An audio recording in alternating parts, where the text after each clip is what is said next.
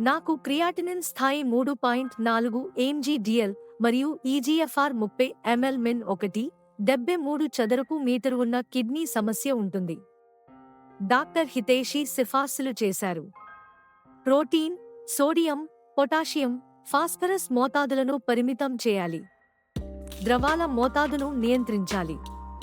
రక్తపోటు నియంత్రణ కోసం ఏస్ ఇన్హిబిటర్స్ లేదా ఏఆర్బీస్ తీసుకోవాలి. మధుమేహం ఉన్నట్లయితే గ్లైసెమిక్ నియంత్రణ తప్పనిసరి.